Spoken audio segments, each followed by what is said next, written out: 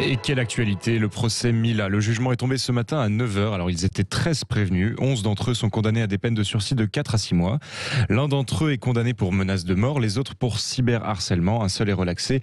Et on va écouter tout de suite la réaction de la victime. Mais d'abord, je vais vous présenter notre invité, Benjamin Cyr, compositeur, journaliste et membre du conseil d'administration du Printemps républicain. Bonjour Monsieur Cyr. Bonjour. Bonjour à vous, Benjamin Cyr. Alors, on va l'entendre dans un instant et vous réagirez effectivement au premier mot qu'a prononcé Mila tout à l'heure à la sortie de la salle d'audience du tribunal correctionnel de Paris. Vous aviez écrit une tribune pour prendre sa défense et c'était au tout début de cette affaire quand on remarquait qu'il y avait un vide abyssal, en tous les cas un silence assourdissant de beaucoup de personnes autour de la situation de Mila. Mais déjà, cette condamnation collective, 4 à 6 mois de prison, on le rappelle, avec sursis pour 11 des 13 prévenus. Est-ce que vous diriez, Benjamin Cyr, que c'est une bonne nouvelle pour la liberté d'expression ?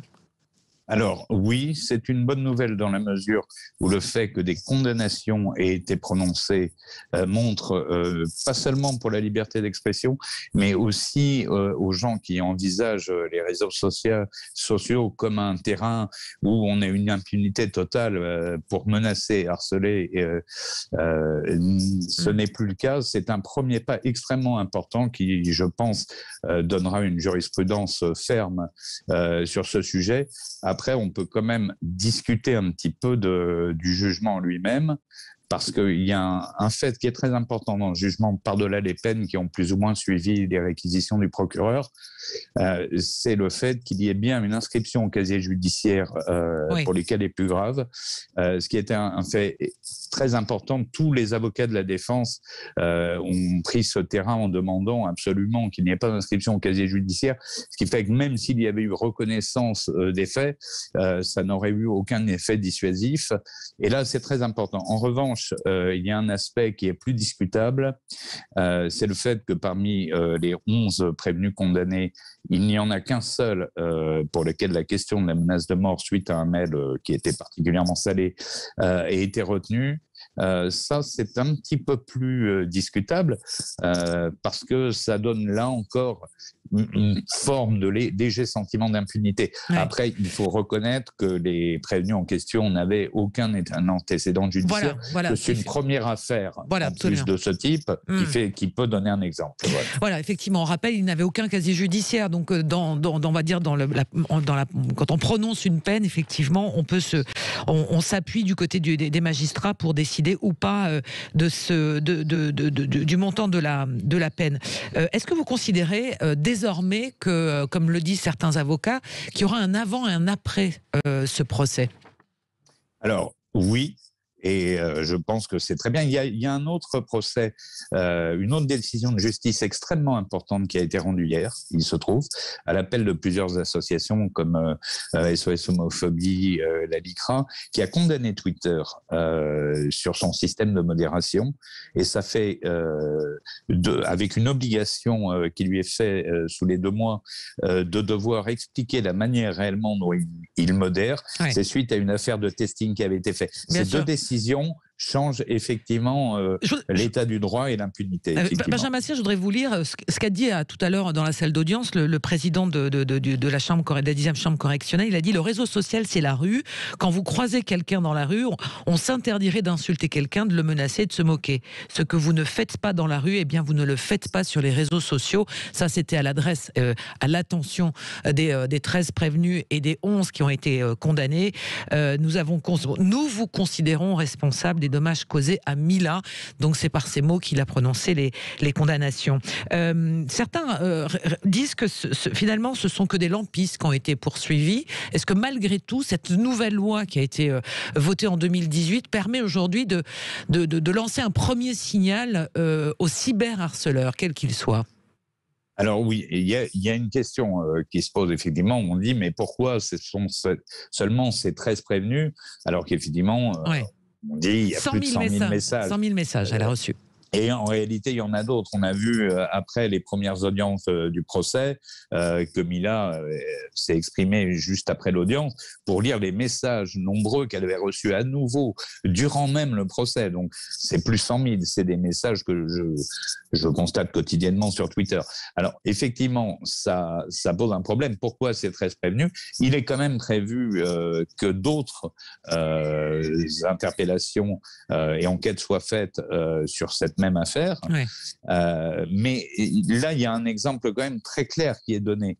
C'est quand même l'idée. Les propos du juge sont très intéressants parce que effectivement, ça fait entrer de manière juridique les réseaux sociaux non plus comme un simple espace privé où des personnes discutent, mais bien comme un espace public, comme l'est la rue.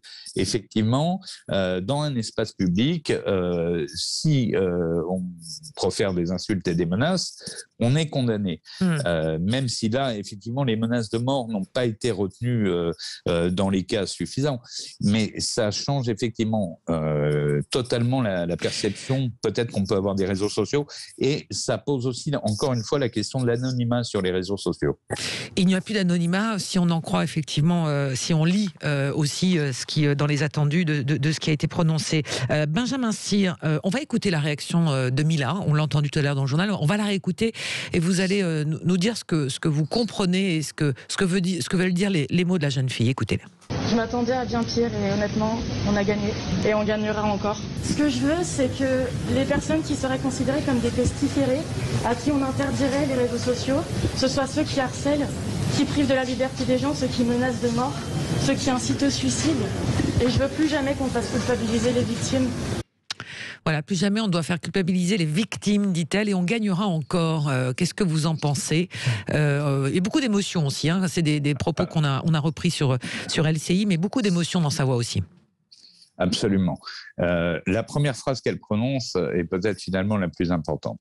Ça veut dire qu'il y avait une crainte réelle que les condamnations ne soient pas prononcées et que les prévenus soient relaxés, au regard notamment d'un fait qui a été soulevé encore une fois par leurs avocats et qui était à la fois pouvait sembler pertinent et en fait qui ne l'est pas, c'est de dire regardez, les prévenus ont envoyé chacun un message et pour la plupart ils n'avaient pas mis de hashtag ni fait de citation, alors qu'en fait quand on est un habitué des réseaux sociaux on sait bien que c'est le marqueur de la plus grande lâcheté de faire ceci.